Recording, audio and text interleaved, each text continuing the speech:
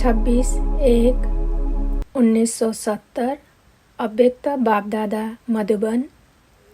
याद के यात्रा की संपूर्ण स्टेज। बाप दादा भी यहाँ बैठे हैं और आप भी बैठे हो, लेकिन बाप दादा और आप में क्या अंतर है? पहले भी साकार रूप में यहाँ बैठते थे, लेकिन अब जब बैठते हैं तो क्या फील होता है? जैसे साकार रूप में बाप के लिए समझते थे कि लोन ले आए हैं, उसी समान अनुभव अभी होता है। अभी आते हैं मेहमान बनकर। यूं तो आप सभी भी अपने को मेहमान समझते हो, लेकिन आपके और बाप के समझने में फ़र्क है। मेहमान उसको कहा जाता है जो आता है और जाता है। अभी आते हैं फिर जाने के लिए। वह था बुद्धि योग का अनुभव, यह है प्रैक्टिकल अनुभव। दूसरे शरीर में प्रवेश हो कैसे कर्तव्य करना होता, यह अनुभव बाप के समान करना है। दिन प्रतिदिन तुम बच्चों की बहुत कुछ समान स्थिति होती जाएगी। आप लोग भी ऐसे अनुभव करेंगे, सचमुच जैसे लोन लिया हुआ है, कर्तव्य के लिए मेहमान है। जब तक अपने को मेहमान नहीं समझते हो, तब तक न्यारी अवस्था नहीं हो सकती है। जो ज़्यादा न्यारी अवस्था में रहते हैं, उनकी स्थिति में विशेषता क्या होती है? उनकी बोली से, उनके चलन से उपराम स्थिति का और औरों को अनुभव होगा। जितना ऊपर स्थिति जाएगी, उतना उपराम होते जाएंगे। शरीर में होते हुए भी उपराम अवस्था तक पहुंचना है। बिल्कुल देह और देही अलग महसूस हो, बिल्कुल देह और देही अलग महसूस हो, उसको कहा जाता है याद के यात्रा की संपूर्ण स्टेज व योग की प्रैक्टिकल सिद्धि। बात करते करते जैसे न्यारापन खींचे, बात सुनते भी जैसे कि सुनते नहीं, ऐसा भासना औरों को भी आए। ऐसी स्थिति की स्टेज को कर्मातीत अवस्था कहा जाता है। कर्मातीत अर्थात देह के बंधन से मुक्त। कर्म कर रहे हैं, लेकिन उनके कर्मों का खाता नहीं बनेगा। जैसे कि न्यारे रहेंगे, कोई अटैचमेंट नहीं होगा। कर्म करने वाला अलग और कर्म अलग, ऐसा अनुभव दिन प्रतिदिन होता जाएगा।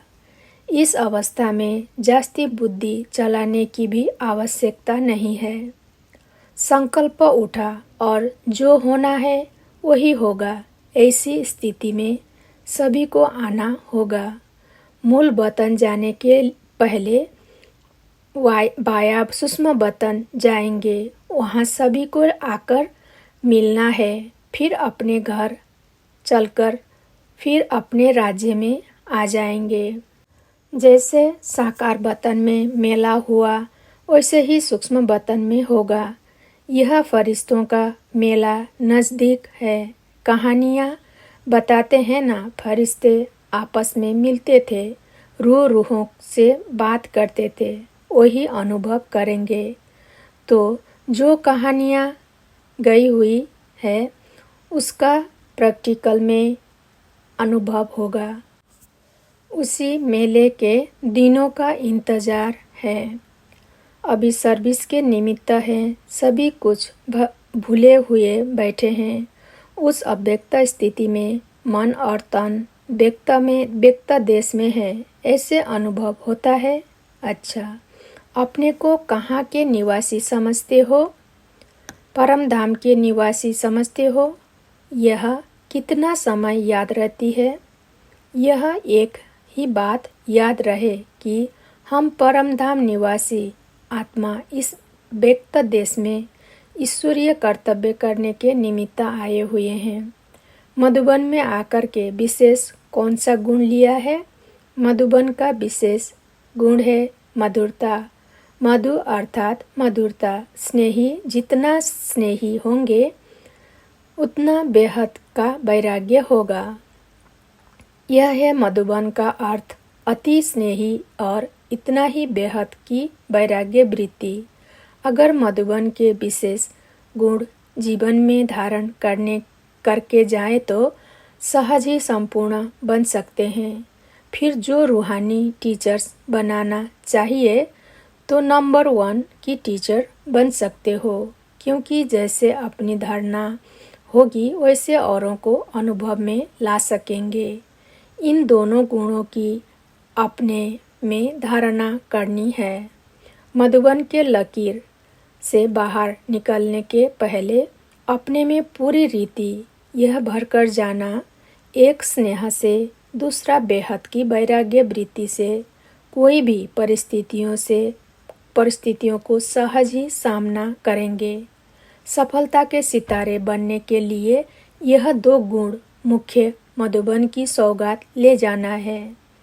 जैसे कहाँ भी जाना होता है तो वहाँ जाते ही पूछा जाता है कि यहाँ की विशेष चीज़ क्या है। जो प्रसिद्ध विशेष चीज़ होती है वह जरूर साथ में ले जाते हैं। तो यहाँ मधुबन के दो विशेष गुण अपने साथ ले जाना, जैसे स्थूल मधु ले जाते हो ना, वैसे यह सूक्ष्म मधुरता की मधु ले जाना। फिर सफलता ही सफलता है। असफलता आपके जीवन से मिट जाएगा। सफलता का सितारा अपने मस्तक में चमकते हुए देखेंगे। तुम सफलता के सितारे हो व पुरुषार्थ के सितारे हो। क्या समझते हो? सफलता के सितारे हो। जैसा लक्ष्य होता है वैसा ही लक्षण होता है। अगर अब तक यही सोचते रहेंगे कि हम पुरुषार्थी हैं तो ऐसा समझने से कई छोटी छोटी गलतियां अपने को माफ कर देते हो। समझते हो हम तो पुरुषार्थी हैं, लेकिन अब पुरुषार्थी नहीं, लेकिन सफलता का स्वरूप बनना है। कहाँ तक पुरुषार्थ में रहेंगे? जब स्वयं सफलता स्वरूप बनेंगे तब दूसरी आत्माओं को भी सफलता का मार्ग बता सकेंगे।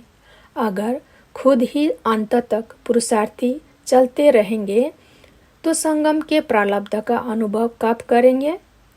क्या यह जीवन पुरुषार्थी ही रहेंगे? इस संगम युग की प्रारब्ध प्रत्यक्ष रूप में नहीं प्राप्त करेंगे। संगम के पुरुषार्थ का फल क्या? सफलता। तो सफलता स्वरूप भी निश्चय करने से सफलता होती रहेगी। जब ये समझेंगे कि मैं हूँ ही सफलता का सितारा, तो असफलता कैसे आ सकती है? सर्वशक्तिवान की संतान कोई कार्य में असफल नहीं हो सकती। अपने मस्तक में विजय का सितारा देखते हो या देखेंगे? विजय तो निश्चित है ही ना। विजय अर्थात सफलता। अभी समय बदल रहा है। जब समय बदल गया तो अपने पुरुषार्थों को भी बदलेंगे ना। अब बाप ने सफलता का रूप दिखला दिया है, तो बच्चे भी रूप में व्यक्त देह में होते सफलता का रूप नहीं दिखाएंगे। अपने को सदैव सफलता का मूर्त ही समझो। निश्चय को विजय कहा जाता है। जैसा विश्वास रखा जाता है वैसा ही कर्म होता है। निश्चय में कमी होती तो कर्म में भी कमी हो जाएगी। स्मृति शक्तिवान है तो स्थिति और कर्म भी शक्तिवान होंगे। इसलिए कभी भी अपनी स्मृति को कमजोर नहीं रखना। शक्ति दल और पांडव कब असफल हो सकते हैं क्या?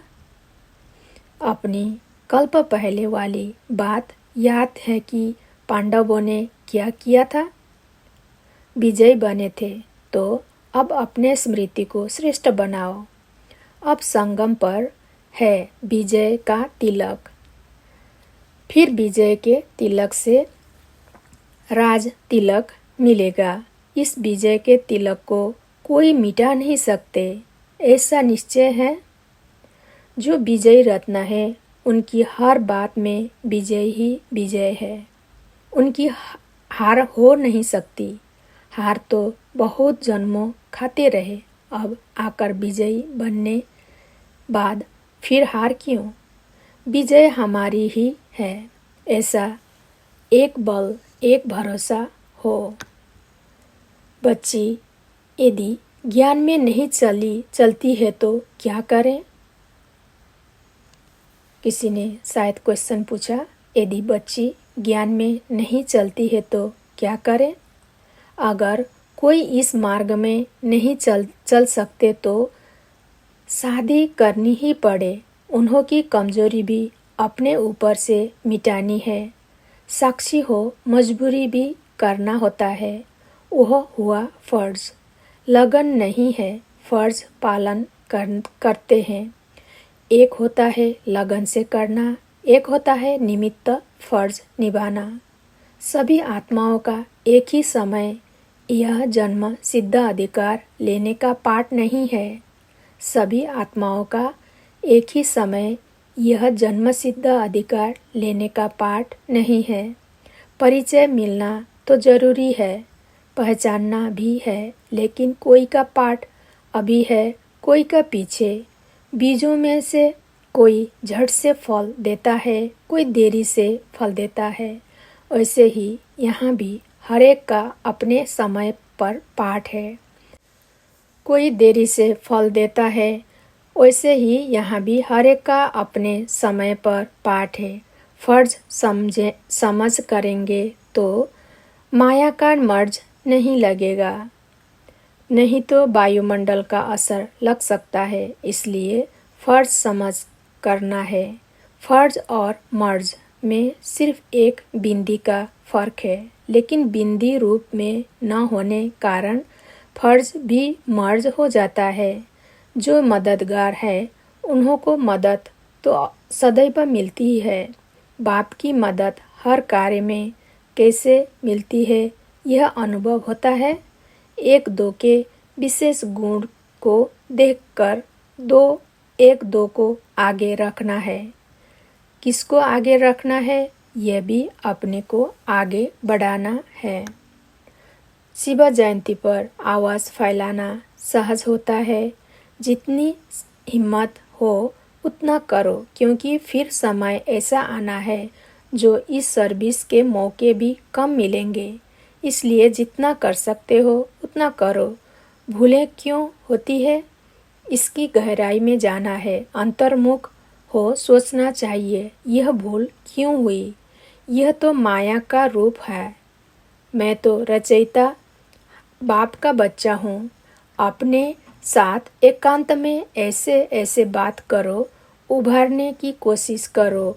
कहाँ भी जाना होता है तो अपना यादगार छोड़ना होता है, और कुछ ले जाना होता है तो मधुबन में विशेष कौन सा यादगार छोड़ा?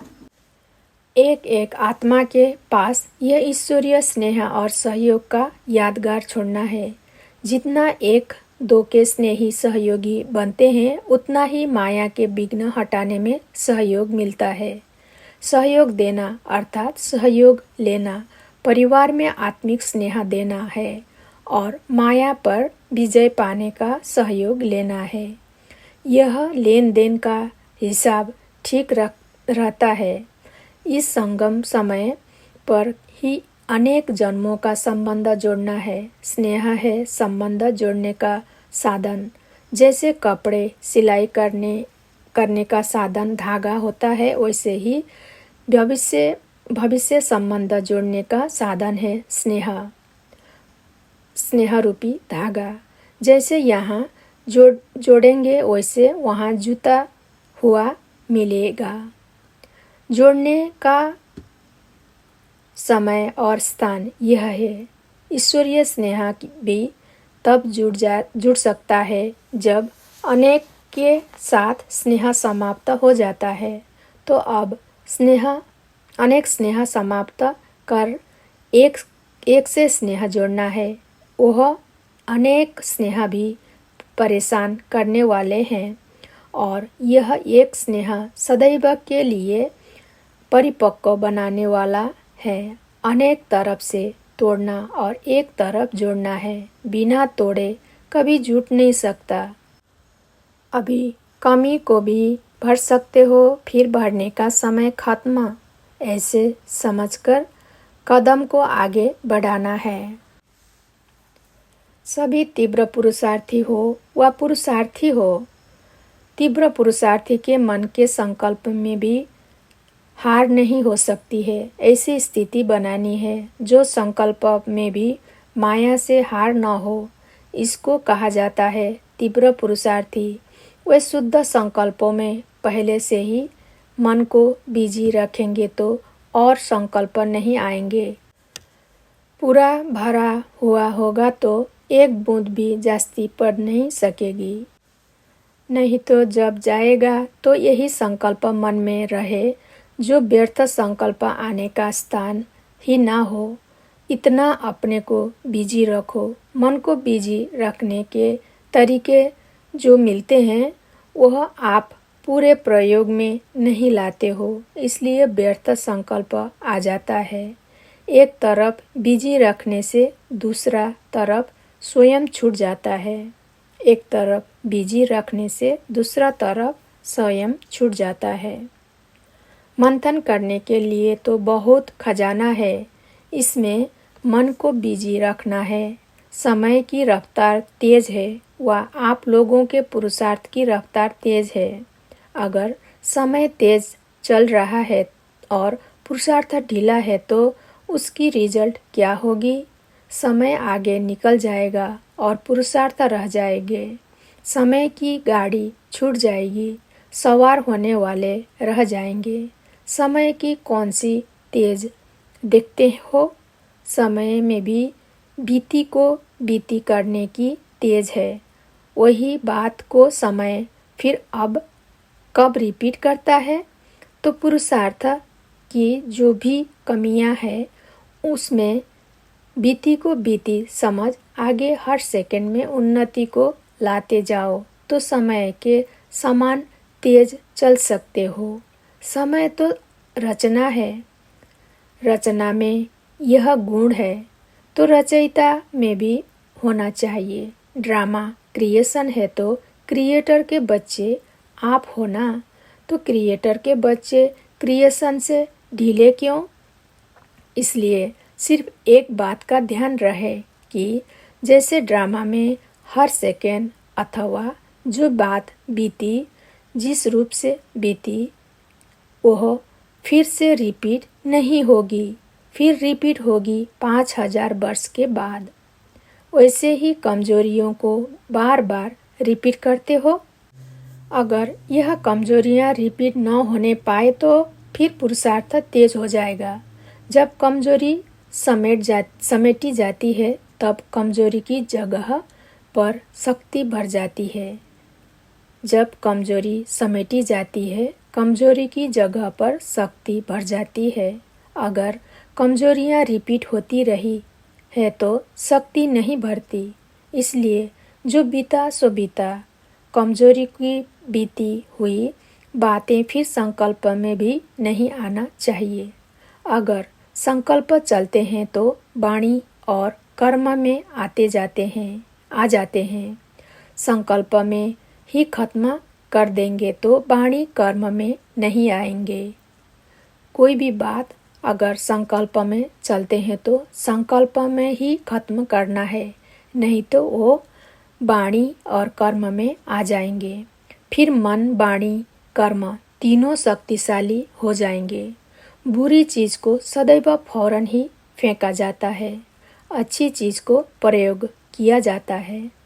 तो बुरी बातों को ऐसे फेंको जैसे बुरी चीज को फेंका जाता है। फिर समय पुरुषार्थ से तेज नहीं जाएगा। समय का इंतजार आप करेंगे तो हम तैयार बैठे हैं, समय आए तो हम जाएं, ऐसी स्थिति हो जाएगी। अगर अपनी तैयारी नहीं होती है तो फिर सोचा जाता है कि समय थोड़ा हमारे लिए रुक जाएगा। बांधली का योग तेज होता है, क्योंकि जिस बात से कोई रोकते हैं तो बुद्धि जरूर उस तरफ लगी रहती है। घर बैठे भी चरित्रों को अनुभव कर सकती हो, लेकिन ऐसी लगन चाहिए। जब ऐसी लगन अवस्था हो जाएगी तो फिर बंधन कट जाएंगे। एक की याद ही अनेक बंधन को तोड़ने वाली है। एक से जोड़ना है, अनेक से तोड़ना है। एक बाप से याद जोड़ना है, अनेक से तोड़ना है। एक बाप के सिवाय दूसरा न कोई।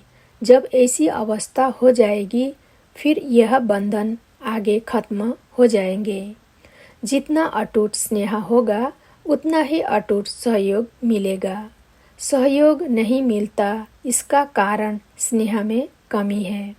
अटूट स्नेह रख करके अटूट सहयोग को प्राप्त करना है।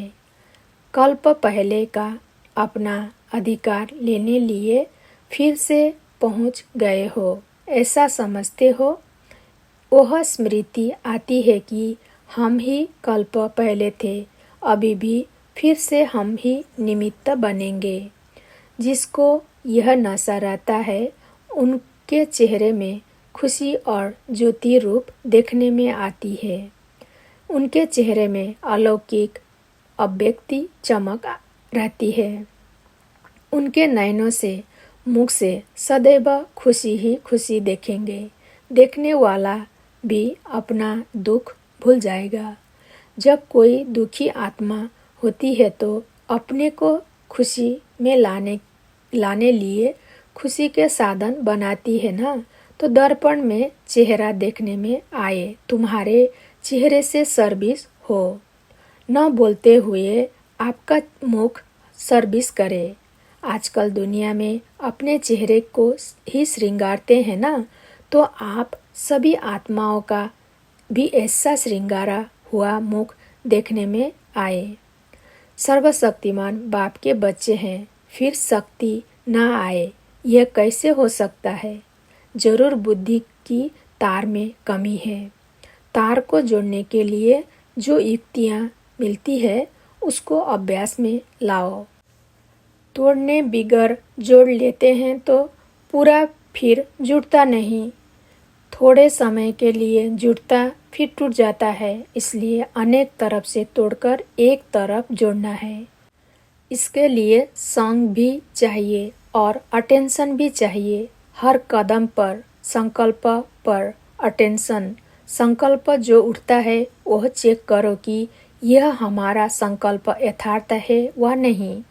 इतना अटेंशन जब संकल्प पर हो तब वाणी भी ठीक और कर्म भी ठीक रहे। संकल्प और समय दोनों ही संगम युग के विशेष खजाने हैं, जिससे बहुत कमाई कर सकते हो। जैसे स्थूल धन को सोच समझकर प्रयोग करते हैं कि एक पैसा भी व्यर्थ न जाए, वैसे ही यह संगम का समय और संकल्प व्यर्थ न जाए।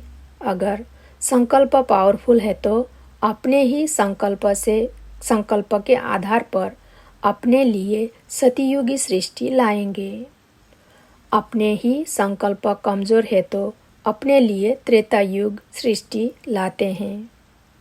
यह खजाना सारे कल्प में फिर नहीं मिलेगा, तो जो मुश्किल से यह ही समय पर मिलने वाली चीज़ है उसका कितना मूल्य रखना चाहिए। अभी जो बना सो बना, फिर बने हुए को देखना पड़ेगा। बना ही नहीं सकेंगे, अभी बना सकते हो, उसका अब थोड़ा समय है। दूसरों को तो कहते हो बहुत गई थोड़ी रही, लेकिन अपने साथ लगाते हो। समय थोड़ा रहा है लेकिन काम बहुत करना है। अपने आप से दृढ़ प्रतिज्ञा करो कि आज से फिर यह बातें कभी नहीं रहेंगी। यह संस्कार अपने में फिर इमर्ज नहीं होने देंगे।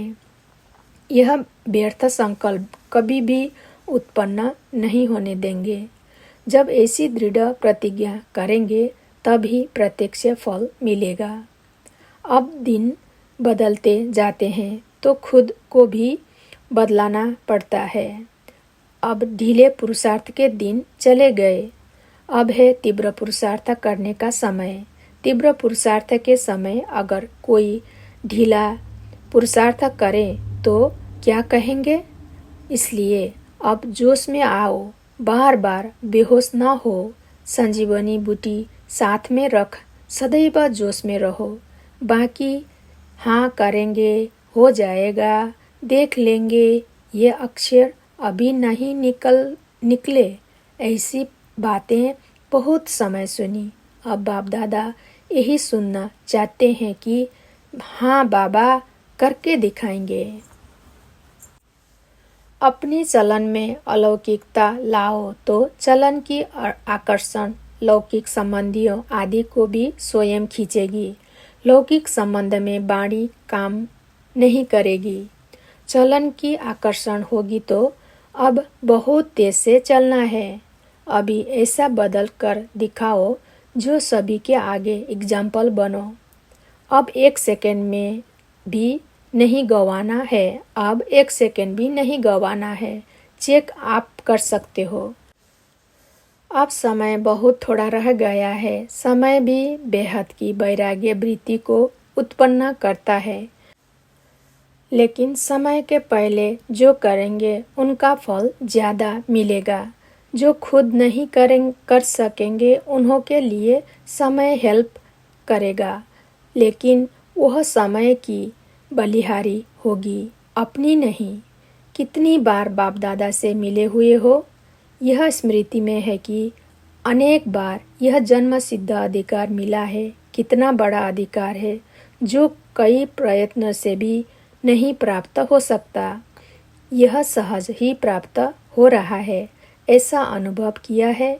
समय बाकी कितना है और पुरुषार्थ क्या है, दोनों की परख है। समय कम है और पुरुषार्थ बहुत करना है। जब कोई स्टूडेंट लास्ट टाइम पर आकर दाखिल होते हैं तो वह थोड़े समय में कितनी मेहनत करते हैं। जितना समय तेज जा रहा है इतना तेज पुरुषार्थ है। कब शब्द निकला ही देना चाहिए। जो तीव्र पुरुषार्थी होते हैं वह कब शब्द नहीं बोलते, अब बोलेंगे। जो तीव्र पुरुषार्थी हैं वो कब नहीं बोलेंगे, वो अब बोलेंगे, अब से करेंगे। यह संगम समय का 1 सेकेंड भी कितना बड़ा मूल्यवान है। 1 सेकेंड भी व्यर्थ गया तो कितनी कमाई व्यर्थ हो जाएगी। पूरे कल्प की तकदीर बनाने का यह थोड़ा समय है। 1 सेकेंड पद्मों की कमाई करने वाला भी है और 1 सेकेंड में पद्मों की कमाई गंवाता है।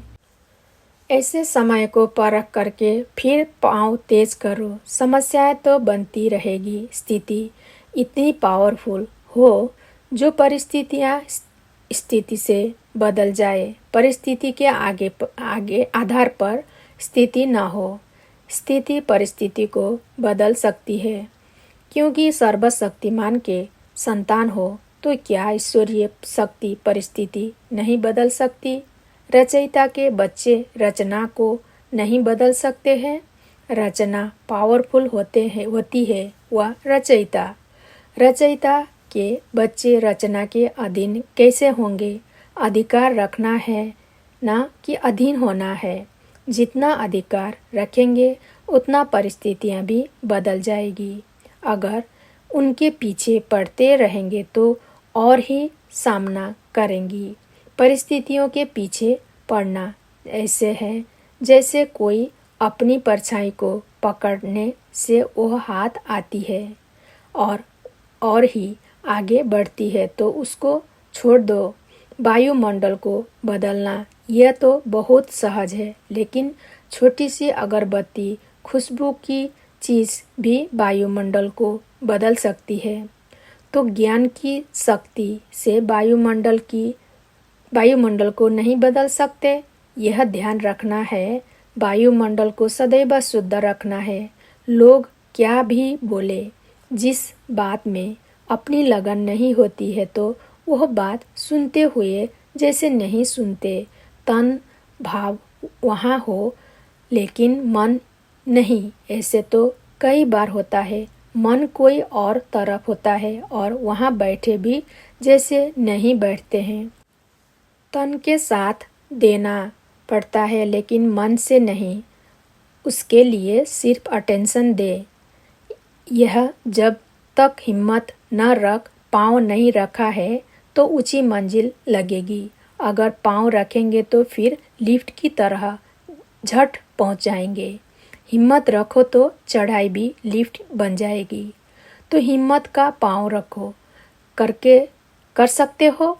सिर्फ लोक लाज का त्याग और हिम्मत की धारणा चाहिए। एक दो का सहयोग भी बड़ी लिफ्ट है। परिस्थितियाँ तो आएगी लेकिन अपनी स्थिति पावरफुल चाहिए। फिर जैसा समय वैसा तरीका भी चट होगा। अगर समय प्रमाण युक्ति नहीं आती है तो समझना चाहिए योग बल नहीं है, योग युक्त है तो मदद जरूर मिलती है। जो यथार्थ पुरुषार्थी है उनके पुरुषार्थ में इतनी पावर रहती है, ज़्यादा सोचना भी नहीं चाहिए। अनेक तरफ लगाव है, फिर माया की अग्नि भी लग जाती है, परंतु लगाव नहीं होना चाहिए। फर्ज तो निभाना है लेकिन उसमें लगाव ना हो। ऐसा पावरफुल रहना है जो औरों के आगे एग्जाम्पल हो। एग्जाम्पल बनते हैं वह एग्जामिन में पास होते हैं। एग्जामिन देने लिए एग्जाम्पल बन दिखाओ जो सभी देखें कि यह कैसे नवीनता में आ गए हैं। ऐसे सर्विसेबल बनना है जो आपको देख औरों को प्रेरणा मिले।